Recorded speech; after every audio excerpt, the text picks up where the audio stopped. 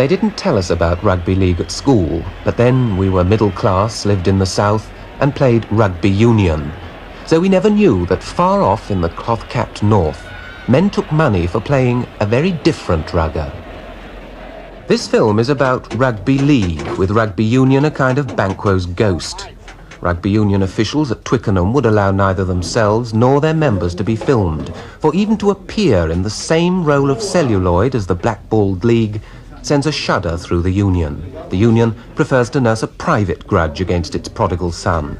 As one official said, "We think we are right, but in the democratic world in which we live, our view might not be understood." It's evening at Wigan, a goodish crowd, and everyone wants the same thing: finesse and fireworks and fitness and force majeure. I think rugby league ideally is this blend of finesse and speed and sheer physical brute force. To me, it's the perfect blend of the artistic and the primitive.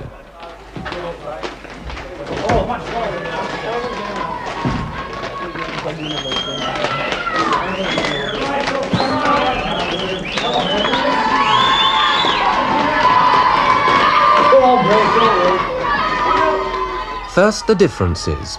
In rugby union, there are 15 players a side. Here, there are 13, for rugby league has no wing forwards, the spoil sports of the game. So the field is less cluttered and play fluider.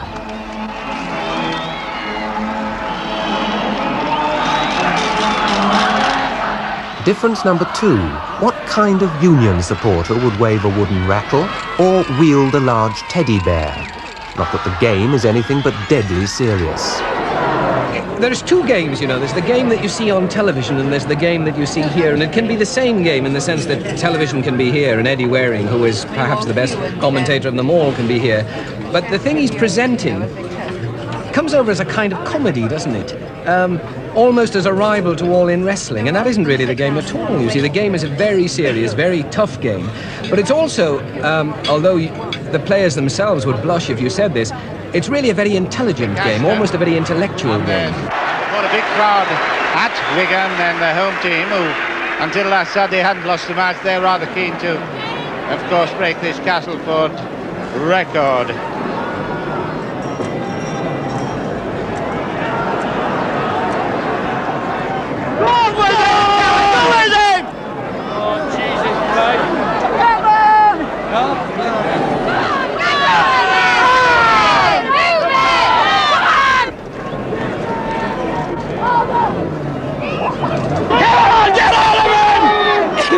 And the language, another difference. What a contrast from Old Deer Park or Twickers. Oh, they've thrown him in the shit now. That's a bloody shame. He's dirty his sounding. Hardesty, they're without his little mate, Hepworth, the pigeon fancier, and they could do with him on this ground. Wigan, of course, is tremendously...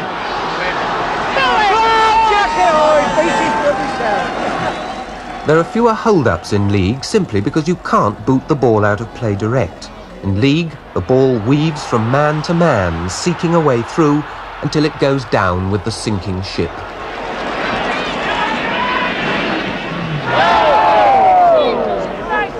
Knock on!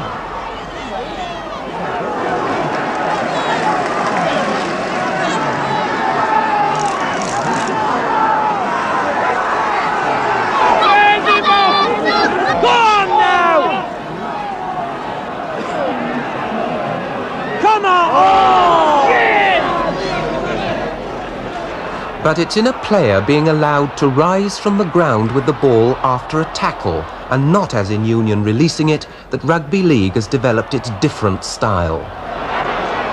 Get on! Obstruction!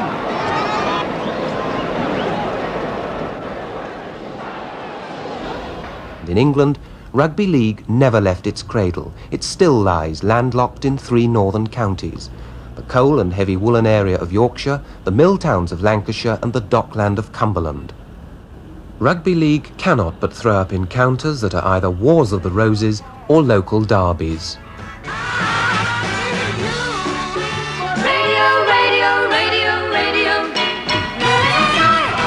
Pause for breath there for a quick commercial. On now to rugby league. Tonight at Wigan, the job of tilting at the Saints windmill falls to the lot of Oldham, who haven't so far had a particularly successful season apart from getting to the Lancashire Cup final. The Union has checked the virus by its control of pitches, a stranglehold on schools and 8 fierce bylaws. For the Union regards itself as the one true church and the League as an apostate and heretic. So a hard fight, but another Saints Cup.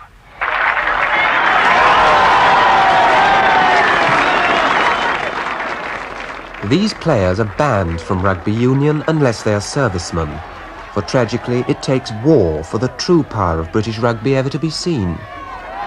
It's quite understandable for some people to think that rugby union administrators are stuffy, because quite a lot of them are, and quite backward thinking, I believe. They're too terrified of the things that are going on in 1968. They're frightened. They still want to retain this Victorian atmosphere where there is a boss man and there is a serf, and that they're in complete charge of it all. These men are not full-time professionals. During the week they work like anyone else. Factories, mills, you know, something like that. I would say majority of them are working class people who work, you know, joiners, bricklayers. In Yorkshire, hell of a lot of fellas who work down the pit, you know.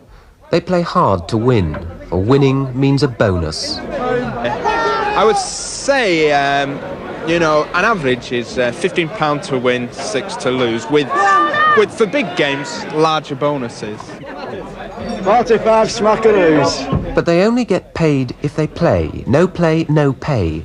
And when a man is earning £20 a week, if he can earn another £15 or £20 a week on top, it pays him to win. Put a big top on, Jack. But Rugby League has never scrupled to plunder Union of its best men. A 5th column of League scouts has infiltrated Wales. The Rugby League always wants that colourful person, and you can get more colourful persons from Rugby Union. About a quarter of League players are Union renegades. Some prosper, some are spectacular failures. It costs him about 5,000 for one try.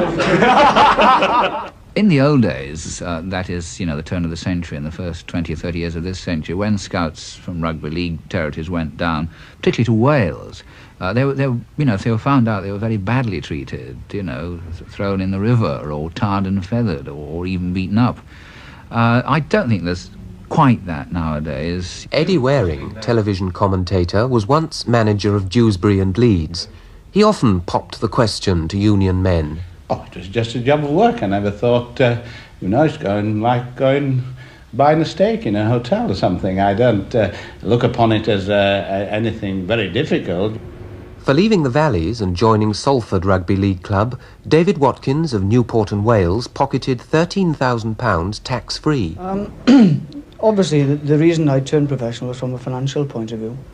I think everybody has to secure themselves for life, and this was an opportunity for me to secure myself for life. Billy Wood and Ken Broom of Wigan are experts at invading Union territory. I've been on several pitches, ostensibly looking for an autograph, but in fact, the usual approach is put your address on here, we know your name, and of course if you get the chap's address, well, you also know that you're at least interested. And from then on, it's pure business. And I had £4,000 in £5 notes in a brown paper parcel. Yes, we used to do that, didn't we? No kidding, this. And we went down on the Sunday. We met this boy in a little pub. That was his uncle's. I know what you're speaking of. And I know it's an international fullback, a Welsh international fullback. And we made arrangements to meet his father. We always do this if a fellow isn't 21. And this boy wasn't 21 at the time. So we arranged to meet his father and his mother. This is Sunday. And when we went up to his home, Council House, his father was just coming home from the mines. And he's dirt. And that boy was offered £4,000. I opened the paper parcel, to let him loot, to show it was sincere. He just said, no, no, no. There. It's usually a working class type of fellow that shall I say, takes the bait or makes the right decision. And I think the only people that we leave alone, we don't seriously. When the people are going to Cambridge, Oxford and Cambridge, we always say, well, that's something out of our, you know, there's no chance of getting these boys, so we just leave them alone. Well, it's no secret. It can't be in my little tiny village of Trebannog home in the Rhondda Valley because that I was offered money to become a rugby league player because people arrived from Wigan and Leeds on a Sunday morning, a Rolls-Royce car outside the front door of a terraced house in Wales, well, isn't a commonplace thing. So everybody knew they were there to talk rugby league terms with me. Strictly speaking, I then became a professional because one is not allowed to discuss or negotiate. But as my mother said, when I said, look, I mustn't talk with them, ma'am, because I'd have to give up my amateur status. My mother said, well, you can't leave them on the doorstep, bring them in. And my mother used to cook food. You know, I mean, lots of people came down not to buy me, but to get ham and chips from my mother. Assuming, say, we find them, for instance, when they're just getting married, that's a good time because they want a house, and they're probably labourers in some cases. You get all walks of life, ordinary people. And we can say to them, well, all right, we're prepared to give you so much money to sign, cash money, there's no tax from it or anything. It's on the basis of relinquishing their amateur status. They came to Ireland on one occasion to talk with my wife that is now, and I was courting her in those days, to try to say to her, look, you know, if he becomes a rugby league player, you'll have a lovely house and a car. And what's he got now? Hasn't got very much of a job, not earning very much money. And this is a great temptation, you know. They played it that way. I didn't mind it, didn't resent it. And I believe that people who resent rugby league scouts and people offering money, I mean, everybody's got his own sense of values. And it's up to the individual. I don't believe that you can say they're playing dirty tactics by offering money. I mean, for goodness sake, most fellas in Wales are delighted to have an offer. Aren't they? I mean, really are. Right, well, the next match, lads, is Huddersfield and Hull.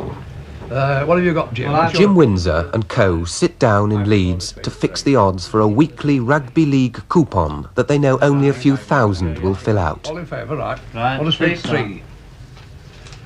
Now, here's a good match.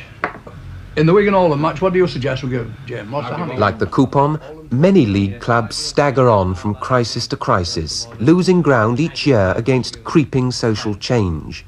Betting shops, television, Saturday afternoon shopping with the wife, Leeds United, Everton and the rest. A very good figure. I'm going to suggest we give Oldham 12, I think. To survive, more and more clubs are taking a lead from Salford. They're becoming amusement centres and social clubs. We have a celebration in the club tonight. Congratulations to Gladys. Which is Gladys, please? Let's see Gladys there. That's it. Stand up, Gladys. Sit. Good. Now, she's getting married a week on Saturday. Give her a hand, please. A week on Saturday. That's better. And it's best wishes from all your friends. Elaine, Linda, Gladys, Rita, Ethel, Maureen, Irene, June, Jackie, Linda, and June. And at the end is Paul there. It is Paul. Very lucky man. Congratulations, Gladys. All the best to you. Have a good day, week on Saturday. Play bets, please. I'd rather play cards.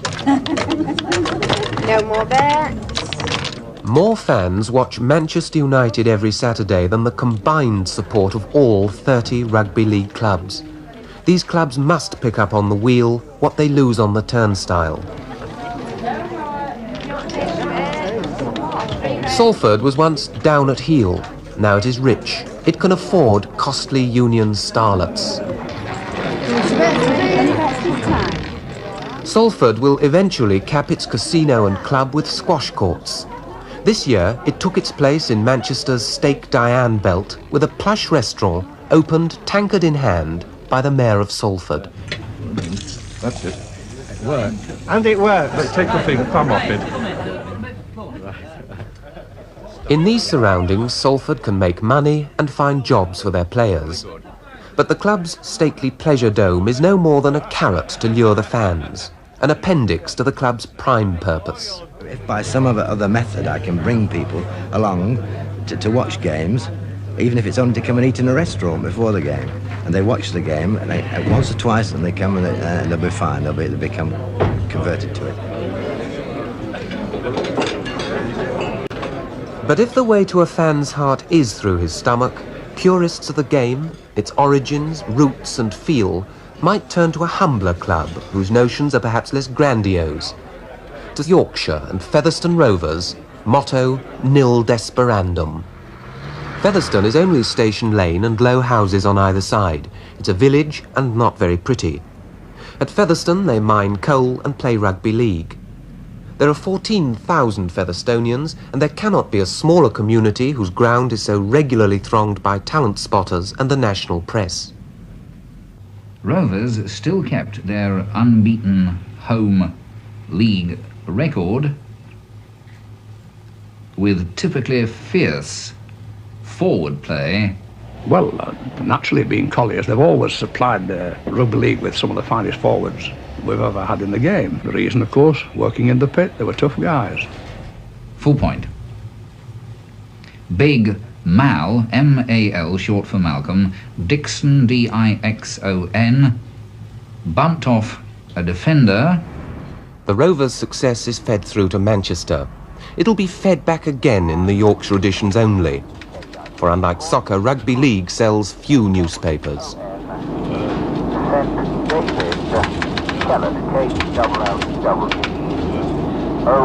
for the first try. Full point paragraph. Okay, thanks very much. About half the Featherstone Rovers side work in the pit. In olden days, and there were no pithead baths then, and they used to come and play all in the pit muck. But it's laughable. They used to think they were half-caste when they went out field. When he goes to work at these pits, he's working among rugby league people, brought up in rugby league, and they talk about it, they live for it, and that's it. Laurie, is Macklin's report. Page 31, Yorkshire. Featherstone Rovers have won. The players are on the winning bonus, £14. If they win again on Saturday, it'll be £15. If they lose, only £7. Right all then, lads. Saturday, we just have 2 minutes on Saturday's match, and that is obviously we had a good match. We won fairly well, but according to the press we ought to have got 60. And he was in the press box and we were on the field. But we were still making mistakes. Mostly, I would think, at the back end when we didn't get the ball out of the scrimmages when we ought to have done. The last 20 minutes we hardly saw the ball. Featherstone Rovers, completely a mining community where at one time the miners used to pay a penny or twopence out of their wage packets to support the local club, and a club where the whole of the population can get into the ground at Post Office Lane. And of course they were in the final a couple of days ago and very successful. May the 13th, 1967, and with a trail of slaughtered Goliaths in their wake, the village bore home in triumph the great Rugby League Cup. We've only 13,500 inhabitants, you know. And you see, it made history for this village. It's unique. Nobody gave our team a chance. Not one person gave our team a chance to win this cup. We're just a local side with local boys. Majority of them are all local boys, are all working lads, part-time footballers. So they are part-time. And nobody gave them a chance, and against all the odds. Oh, interception! Oh, it's a try! Interception! Oh, what a pass! Oh, what an interception, and what a try to Vaughan Thomas! No wonder! On that day, the village side played before 90,000 at Wembley. Malcolm has the ball here. This is one of their players, and was tackling. The Rovers coach, then as now, Mr. Laurie Gant, an old Rover himself, famous for his exploit in the 52 final when, after a rub down with brandy and rum, he played with pneumonia. There's no doubt about it. It was team spirit among them boys what won this cup. They won this cup in the dressing room with team spirit, and they were just one happy family, them boys. Gone on his own, Dula gone on his own. Smails it over, smails it in for a try. Dula showed the ball, presented. If Tranmere Rovers had won the FA Cup, it wouldn't have been a greater surprise. Made it, and Smails, a happy man again.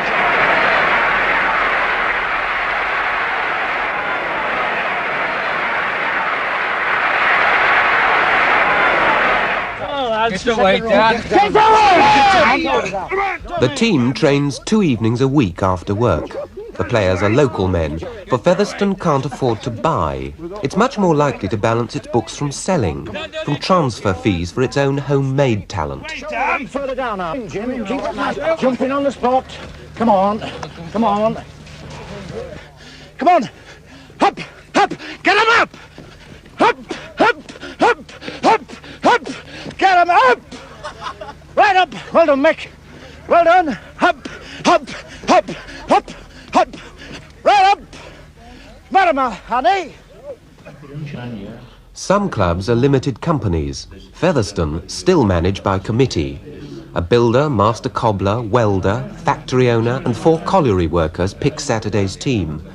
If the club fell on really hard times, they could guarantee it perhaps £100 or £200 out of their own savings. All at the same time, ready? All out in one big gulp, ready? Up!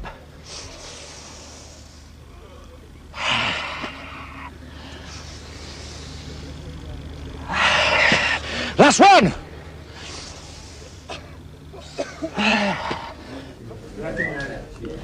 Saturday, an hour before the kick-off.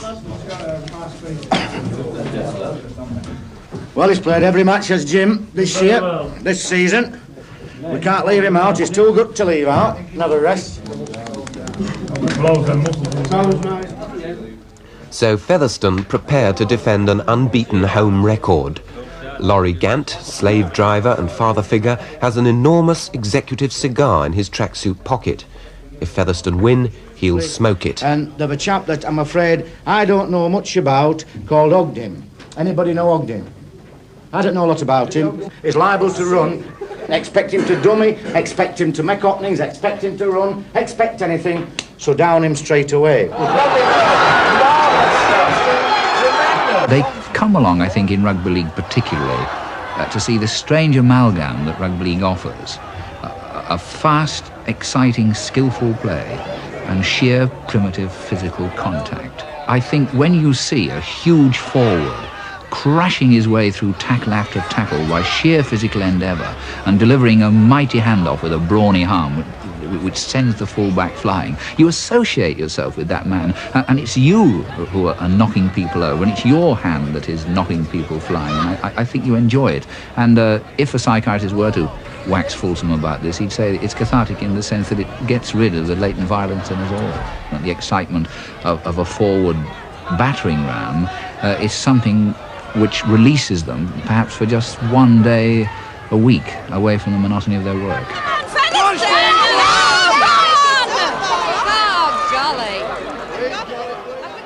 It's a game that gets hold of you, isn't it? It gets hold, it grips you, you know. It's a man's game, really. It isn't a woman's game, you know. It's good, rough and tough, isn't it? It is. It's great. I love it. Close your ears sometimes, because you see, the men, they forget that the women are there, and they think that if you say anything, you say, oh, well, women shouldn't be watching rugby league. Get that Featherstone bloody hooker up there!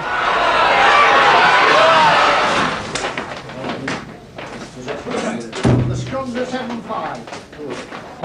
Settle down. Yeah. No, carry on. Are you being pulled in, Alan? He's having us, we get advantage when we get down from pushing. Yeah. And he's having us going backwards. And then he's letting them put ball in while we're going backwards and we've no chance, Laurie. Fair enough. So we'll have to make a mark. Yeah. Stop there. Go to the mark then. Go to the mark, play to the whistle, go to the mark and stop there. Don't give them that advantage. Don't give the referee the advantage of sending you back. Now that's the first thing, a right nice tight back. But we're all right with the ball. Fairly even Stevens, we're doing all right. I'm taking yours forward and then Keith's got to hang back for stand up. Half-time. Featherstone could lose. £8 bonus money is at stake. So is the prospect of a nice cigar. Laurie Gant, Sergeant Major, turns Laurie Gant, diplomat. Coming across there. Oh yeah, but we're saying now, against this team, you've got to do something extra special. It's a little bit harder for you. You're going to have to look blind, aren't you? And if there's nothing doing, you're going to have to get across a little bit quicker. So it is, John. Do the same things that you are doing, but it's a little bit of extra work for you. Come on, Featherstone! Get him down! Come on! He were offside. player.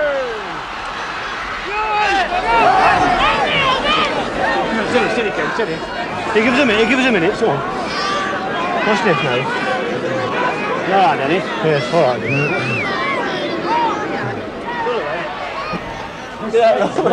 All right, well done. Well done. You're going to make a good winner. Well done, John, old love. Always get a cigar when we win. No. All right, now, it's been like, you get tired. Well played. All right, darling. Well done, John. Well done. Congratulations, John. Well done. You're a good one, but you can't kick. Hey, how? Kick it today. Hey, you don't like that with you, Liam? You're very good. Hey. What happened to that try up there? Did you lost ball and Vince score? He knocked it out of his hand, He knocked it out of his hand. I wonder what happened. It's an hard game. He's a good one, he's a smart one.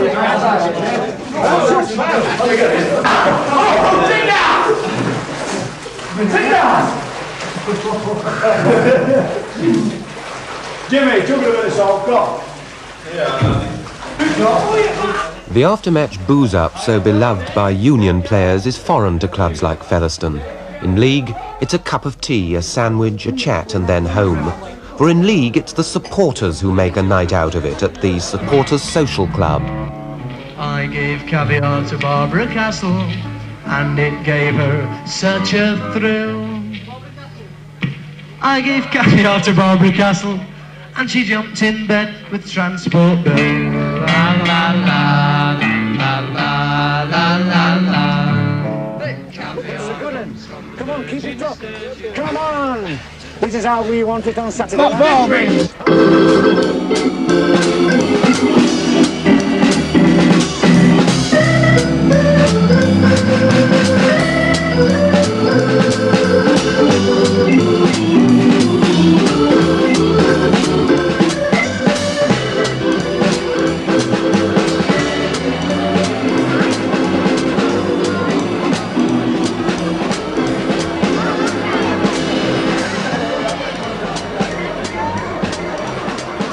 It's a hard game. Hard for players to play, hard for clubs to survive. And Rugby League, sent to Coventry for 3/4 of a century, fights the good fight. For want of a nail, the battle was lost. For want of 6 shillings, British rugby was lost. But rugby was not the only casualty. Every pinprick, snub, rebuff, every hot word and cold shoulder added its drop of poison to the cauldron of class and regional suspicion.